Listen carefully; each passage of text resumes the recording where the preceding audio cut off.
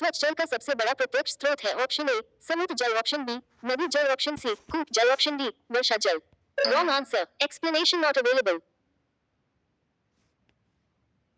स्वच्छ जल का सबसे बड़ा अप्रत्यक्ष परोक्ष स्रोत है? ऑप्शन ए वर्षा जल, ऑप्शन बी महासागरीय जल, ऑप्शन सी सागरीय जल, ऑप्शन डी भूमिगत जल। Correct answer, explanation. भूमिगत जल सबसे बड़ा अप्रत्यक्ष स्वच्छ जल स्रोत है। इसे कुआं और बोरवेल के माध्यम से प्राप्त किया जाता है और इसका उपयोग कृषि, पीने और घरेलू कार्यों में किया जाता है। पृथ्वी पर उपलब्ध कुल जल का कितना प्रतिशत मानव के उपयोग के लायक है? Option A 0.3%, option B 3%, option C 10%, option D 30%। Correct answer, explanation. पृथ्वी के कुल जल का केवल 0.3% ही मानव उपयोग के लिए उपयुक्त है, जिसमें ताजे पानी के स्रोत जैसे नदियां, झीलें और भूमिगत जल शामिल हैं। अधिकांश जल महासागरों में खारे पानी के रूप में होता है, जो पीने योग्य नहीं है। पीने योग्य पानी कहलाता है option A portable water, option B non portable water, option C portable water, option D unportable water. Correct answer, explanation. पीने योग्य पानी को पोर्टेबल वाटर कहा जाता है। ये वह जल है जो मानव उपभोग के लिए सुरक्षित और स्वच्छ होता है।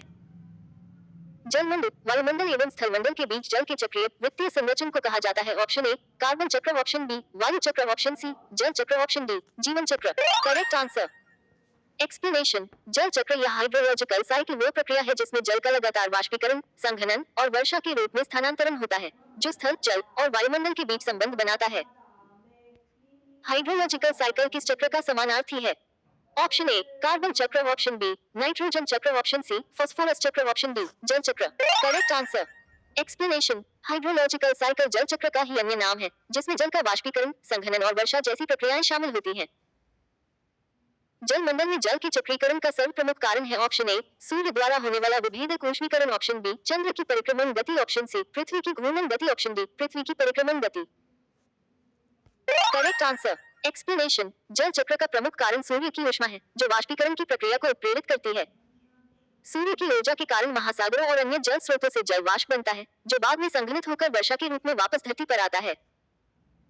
वायुमंडल का मतलब है? ऑप्शन ए पृथ्वी का स्थलीय आवरण, ऑप्शन बी पृथ्वी का जलीय आवरण, ऑप्शन सी पृथ्वी का वायवीय गैसीय आवरण, ऑप्शन डी इनमें से कोई नहीं। Correct answer, explanation. वायुमंडल पृथ्वी के चारों ओर फैला गैसों का मिश्रण है, जिसमें नाइट्रोजन, ऑक्सीजन, कार्बन डाइऑक्साइड, जलवाष्प और अन्य गैसें शामिल हैं। यह आवरण पृथ्वी के जीवन को बनाए रखने और तापमान नियंत्रित करने में महत्वपूर्ण भूमिका निभाता है। वायुमंडल के कुल द्रव्यमान का कितना प्रतिशत भाग पृथ्वी की सतह से 32 किलोमीटर की ऊंचाई तक पाया जाता है?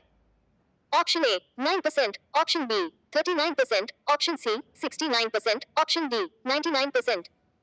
Correct answer, explanation. वायुमंडल का लगभग 99% द्रव्यमान पृथ्वी की सतह से 32 किलोमीटर तक की ऊंचाई पर पाया जाता है।